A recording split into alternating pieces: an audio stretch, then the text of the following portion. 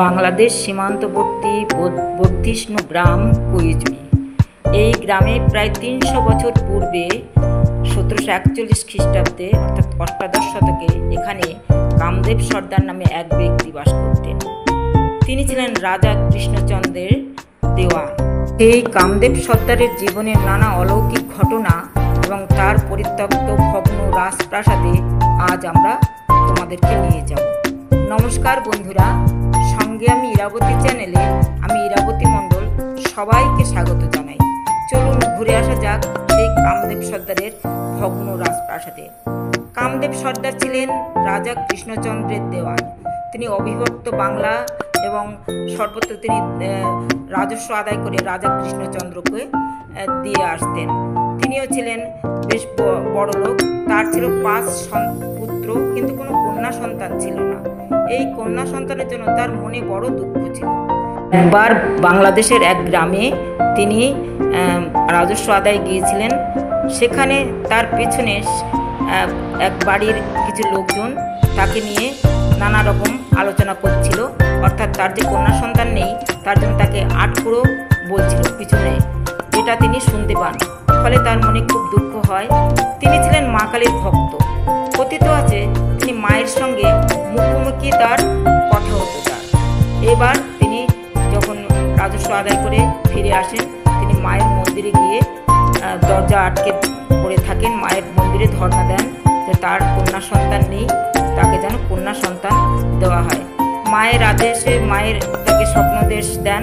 সেই স্বপ্নাদেশে তার একটা কন্যা সন্তানও হয়।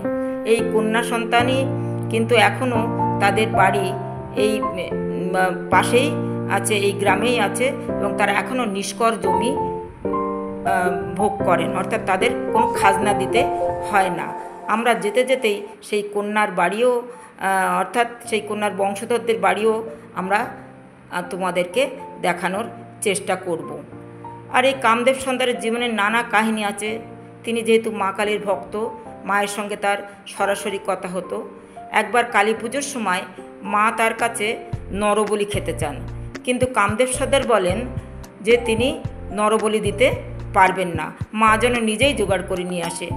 এইবার কালী পুজোর সময় যখন নানা রকম বলি হচ্ছিল, পাঠা বলি হচ্ছিল, সেই সময় হঠাৎ কোথা থেকে একটা পাঠা এসে সেই হাঁড়ি কাঠে গলা দিয়ে দেয়, এবং তারপরে যখন তাকে কাটা হয় দেখা যায় যে একটা ব্রাহ্মণের ছেলে সেখানে মরে পড়ে আছে।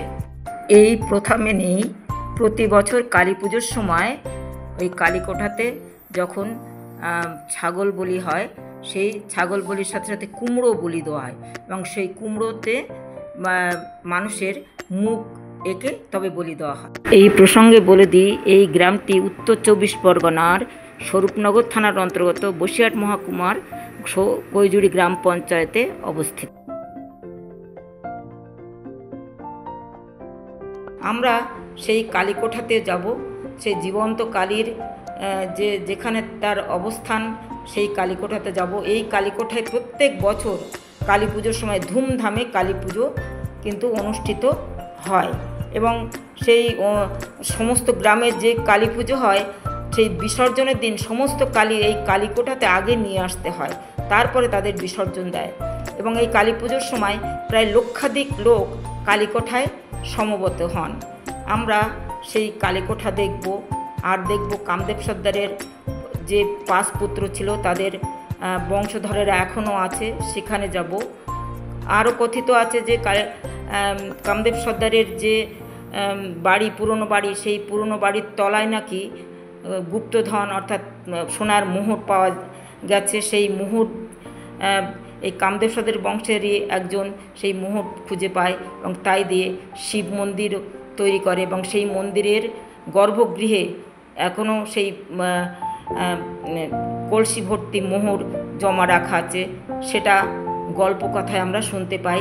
সেই মন্দিরও আমি তোমাদের দেখানোর চেষ্টা করব।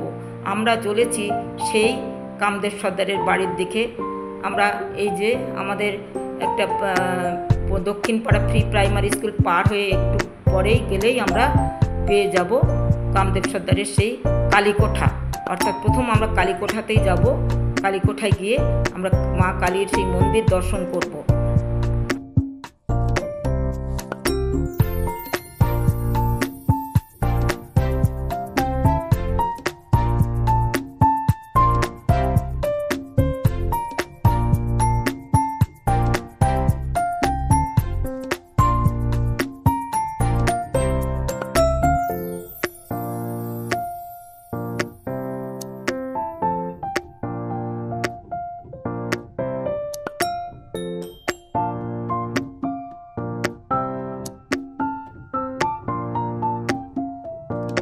বন্ধুরা, এই যে নীল এই রঙের এই যে কোঠাবাড়ি এবং পাশে ওই যে ওপাশেই আছে মেরুন রঙের যে বাড়িটা, এই দুটো বাড়ি কিন্তু এই কামদেব সর্দারের মেয়ের বংশধরেরাই এখানে বাস করেন এখন, এবং এরা নিষ্কর জমি ভোগ করেন।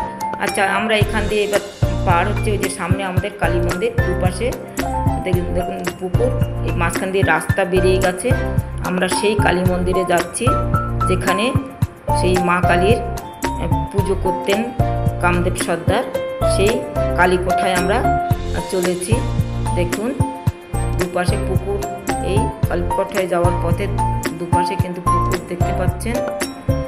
আর দেখুন, আমরা প্রত্যেক কালী পুজো এখানে কিন্তু খুব ধুমধাম করে কালী পুজো হয় এবং বিসর্জনও দিয়ে দেওয়া হয়। ওই যে দেখুন মায়ের মন্দির, মন্দিরের আশপাশটাও দেখুন একটু। এই যে মায়ের মন্দির কালীকোঠায় এখন কিন্তু এতে বিগ্রহ নেই, কালী পুজোর সময় নতুন বিগ্রহ আনা হয় এবং সেই বিগ্রহ পুজো করা হয়। দেখুন লেখা আছে, দেখুন রাজা কৃষ্ণচন্দ্র, আর এখানে দেখুন 1741 খ্রিস্টাব্দ ঠিক আছে, রাজা কৃষ্ণচন্দ্র এই সেই আমলে এই মন্দির স্থাপিত হয়। অবশ্য পরে সংস্কার করা হয়েছে, রং টং করা হয়েছে। এই যে কামদেব সর্দার প্রতিষ্ঠিত দেখুন 1741 খ্রিস্টাব্দ, আপনারা দেখুন, দেখে নিন রাজা কৃষ্ণচন্দ্র, দেখুন লেখা আছে।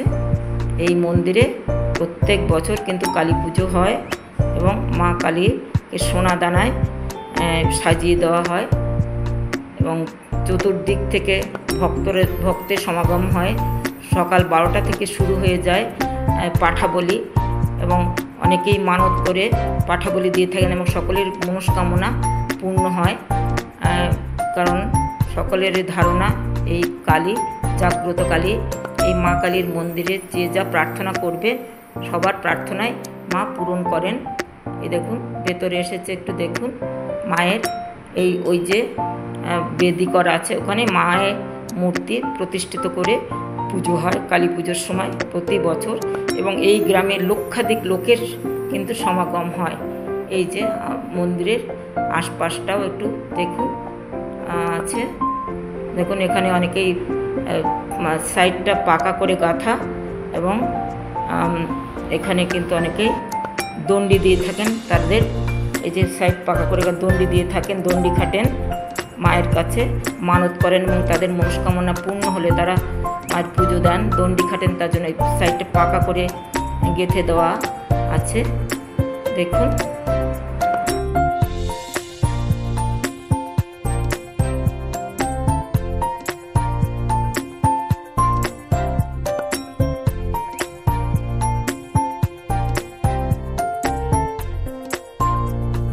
মন্দির দেখে এবার আমরা চলেছি কামদেব সর্দার সেই পোড়ো বাড়ি দেখতে। 300 বছরের পুরনো সেই পোড়ো বাড়ি, ভাঙা বাড়ি, 3 তলা ছিল এই বাড়িটার। বর্তমানে কোনো একদম পুরো পরিত্যক্ত পোড়ো বাড়ি অবস্থাতেই আছে, দেখছেন। আমরা ভেতরে যাব, গিয়ে দেখাবো। 3 তলার 1 তলা মাটির নিচেই চলে গেছে, ঢুকে আছে, আর 2 তলা আর শুধু কাঠামো স্ট্রাকচারটা আছে, কিন্তু সমস্ত বাড়ির মধ্যে কিন্তু নানা আগাছা জন্মেছে, বট গাছের শিকড় দিয়ে বা শিকড় ঝুলে আছে। একটা ভয়ঙ্কর যে পোড়ো বাড়ি, দেখলেই যেন ভয় করবে এরকম একটা পোড়ো বাড়ি। দেখুন, আমরা ভিতরে গিয়ে আমরা দেখব, দেখতে থাকুন। পোড়ো বাড়ি, কামদেব সর্দারের এই বাড়ি। অনেকেই মনে করেন এর মাটির নিচে মানে সোনার মোহর পাওয়া যায়, যেটা খুঁড়েও পেয়েছে এদেরই বংশধর একজন তিনি সেই মোহর পেয়ে তাই দিয়ে মন্দিরও বানিয়েছেন। আমরা সেই মন্দিরও দেখতে যাব। আগে আমরা ভালো করে বাড়িটা একটু দেখি। ভেতরটা দেখুন, বটগাছের ঝুড়ি নেমে আছে, চারিদিকে ভাঙা। দেখুন যে একটা পুরনো ঐতিহাসিক একটা ছন্দ যেন এখানে আমরা দেখতে পাচ্ছি। দেখুন একেবারে গা ছমছমে জায়গা, রাত্রে এখানে এলে যেন ভয় করবে, যে গহ্বরের মতন। দেখুন ইটগুলো কিন্তু ছোট ছোট, সেই 300 বছরের আগের বাড়িটা। ভয়ঙ্কর পুরো বাড়ি, দেখলেই ভয় লাগবে। বাড়ির ভেতরে কোনো ছাদ সব ভেঙে গেছে, একতলাটা এর মাটির নিচে ঢুকে আছে। এই যে কুলুঙ্গি মতন করা আছে। দেখুন যে এখানে এখন ছেলেপেলেরা দিনের বেলা ঢুকতেই ভয় পায়। দেখুন ভাঙাচোরা বাড়ি, অদ্ভুত একটা রোমাঞ্চময় বাড়ি। দেখলে যেন গায়ে কাটা দিয়ে উঠবে, ভৌতিক মনে হবে। এখনও স্থানীয় লোকাল মানুষরা বিশ্বাস করে যে মা কালী এখানে যাতায়াত করেন।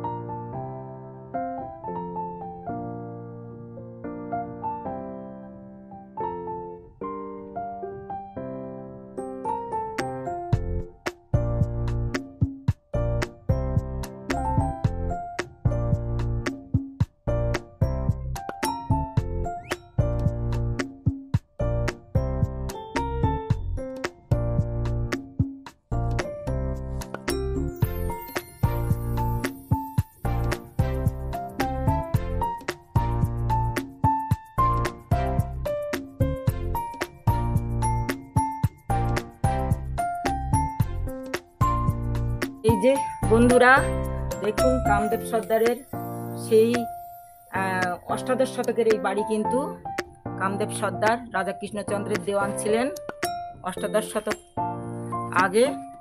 সেই বাড়ি এখন ধ্বংসাবশেষ, তার সেই ধ্বংসাবশেষে আমরা এখন দাঁড়িয়ে আছি।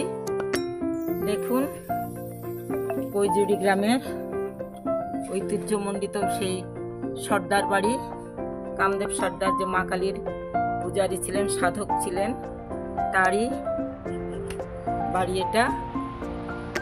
আমরা সেই কামদেব সর্দারের বাড়িতে এখন দাঁড়িয়ে সেই বিস্তৃত প্রায় ইতিহাসকে খুঁজে তোলার একটু চেষ্টা করছি। দেখুন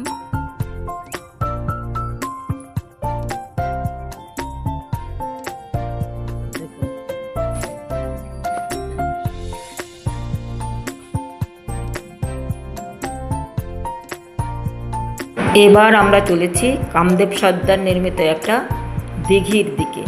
এই দিঘি নির্মাণের ব্যাপারেও অনেক গল্প আছে। শোনা যায় একসময় খরা দেখা দেয়, সেই খরা কাটানোর জন্য গ্রামবাসীদের জন্য তিনি বড় এক দীর্ঘিকা অর্থাৎ দিঘি খনন করেন, কিন্তু সেই দিঘিতে এক ফোঁটাও জল ওঠে না। তিনি এর জন্য মনক্ষুণ্ণ হন, মায়ের কাছে প্রার্থনা করেন এবং মায়ের কাছে প্রার্থনা করলে মা তখন বলেন যে এই দিঘির পরপারে চারপাশে ছিল তখন ধোপাদের বাস। বলেন যে একটা ধোপার ছেলের 12 বছরের এক ছেলের হাতে যদি এক থালা একটা পানের রেকাপি দিয়ে সেই পানের রেকাপির থালা ভর্তি সোনার মোহর, 1 টাকা আর একটা পান সুপারি দিয়ে ওই দিঘির মাঝখানে ফেলে দিয়ে আসে ওই বাচ্চাটি, তাহলে দিঘিতে জল উঠবে। কামদেব সর্দার মায়ের কথা মতো তাই করেন। সেই ধোপাদের এক ছেলেকে, 12 বছরের এক ছেলেকে নিয়ে তার হাত দিয়ে সোনার মোহর ভরা পানের রেকাপ, পান এবং সুপুরি দিয়ে সেই দিঘির মাঝখানে সেটা ফেলে দিতে বলেন এবং তাই দেওয়ার পরেই কিন্তু পুকুরটি জলে ভরে ওঠে দিঘি এবং ছেলেটি সেই ডুবে মারা যান। এরপর থেকে এখানকার যে সেই ধোপা যারা বসবাস করতো এই দিঘির চারিপাশে, তারা এখান থেকে চলে যান। তাদের মনে কষ্ট হয়, তারা চলে যান। সেই দিঘি এখনও দেখুন, এখানে চড়ক গাছও করে ডুবানো আছে। বলা হয় যে চড়ক পুজোর সময় সেই চড়ক গাছ ডাকলে সেই চড়ক গাছ উঠে আসে ডাঙায়। এই সর্দার বাড়ির চড়ক পূজাও কিন্তু হয়। সেই চড়ক গাছও এই দিঘির এক জায়গায় ডুবানো আছে। দেখুন সেই দিঘি।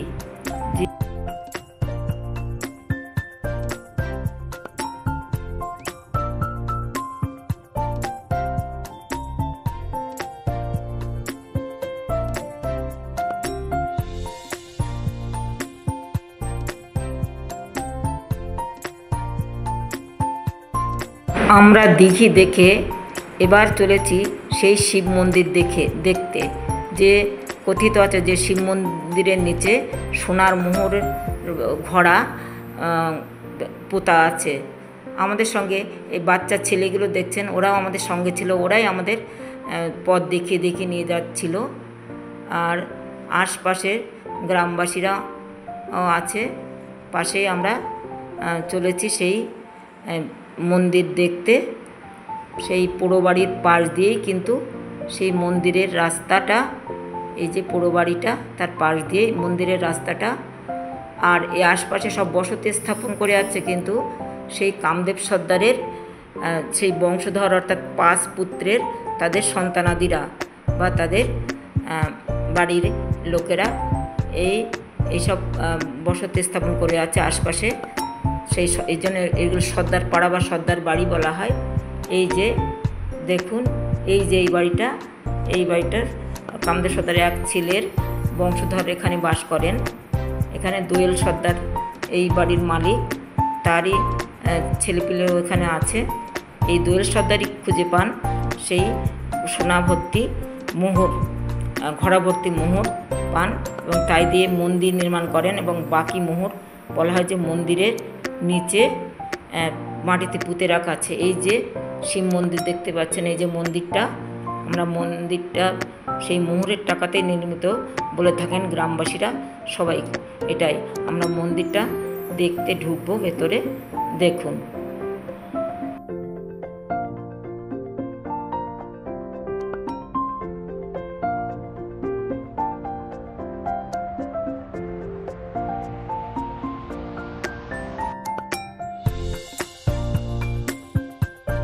মন্দিরের ভিতরটা দেখুন, পুরোটাই কিন্তু পাকা করা নেই।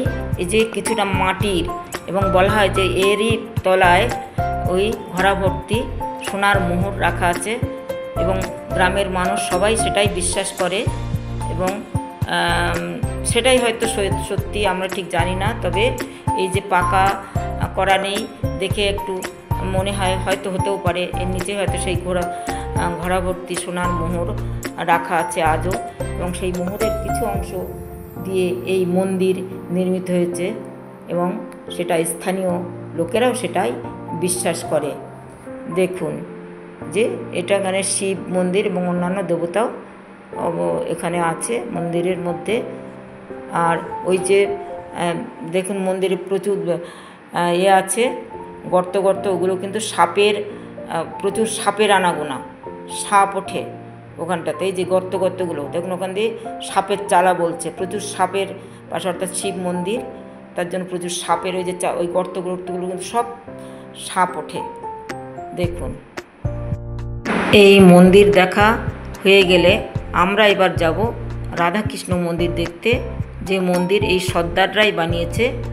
আর এই যে রাধাকৃষ্ণ মন্দির, অর্থাৎ এখানেই পাশেই আছে কামদেব সর্দার নির্মিত রাধাকৃষ্ণ মন্দির, তারই সেই মন্দির ভগ্ন, তারই পরিবর্তে এই নতুন করে এখন এই রাধাকৃষ্ণ মন্দির সর্দার বাড়ির মানুষেরাই বানিয়েছে এখানকার যে নতুন রাধাকৃষ্ণ মন্দির।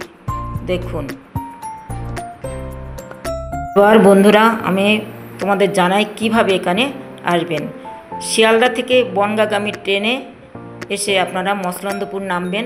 মসলন্দপুর নেমেই 2 নম্বর প্ল্যাটফর্মের নিচেই সব গাড়ি রাখা আছে, সেখানে ম্যাজিক গাড়ি, কৈজুড়িগামী ম্যাজিক গাড়িতে উঠে বসবেন এবং কৈজুড়ি কলবাজারে নামবেন। কলবাজারে নেমে ওখান থেকে হেঁটে, অথবা ওখানে অনেক সময় টোটো গাড়িও পাওয়া যায়, বলবেন কালী মন্দির আসবো, অর্থাৎ ওই কালীকোঠার কালী মন্দির আসবো বললে আপনাদের কিন্তু নিয়ে আসবে কালী মন্দির। আচ্ছা এই যে দেখুন সেই পুরনো ভাঙাচোরা সেই রাধাকৃষ্ণ মন্দির, তারই পরিবর্তে ওই নতুন মন্দির তৈরি হয়েছে। আর এই ঠিক এই পাশ, ওর পাশটাতে কিন্তু আমাদের বাংলাদেশ আছে। ওই যে লোকগুলো দেখলেন ওই পাশ দিয়ে আসছে, ওপারটাতে কিন্তু বাংলাদেশ। আচ্ছা আপনারা শিয়ালদা থেকে হাসনাবাদ লোকালে চেপে বসিরহাটের ভ্যাবলা স্টেশনে নেমে ওখানে বসিরহাটের চৌমাথা থেকে কৈজুড়িগামী ম্যাজিকে চড়ে কিন্তু আপনারা কালীকোঠা নামতে পারেন।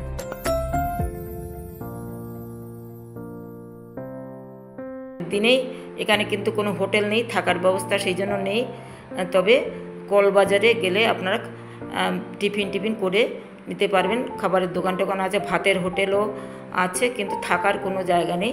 তবে একদিনেই এটা কিন্তু আপনারা দেখে নিতে পারেন, তার কোনো অসুবিধা হবে না আশা করি।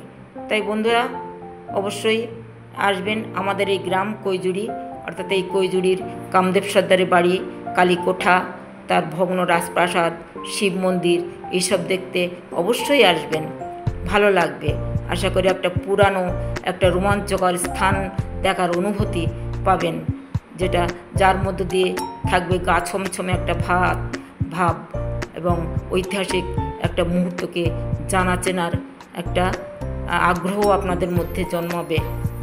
আর সেই পুরো বাড়িতে গেলে মনে হবে সেই বাড়িতে বুঝি সেই 300 বছরের কোনো আত্মা সেখানে ঘুরে বেড়াচ্ছে, সেই অনুভূতিও সকলের অনেকের হতে পারে।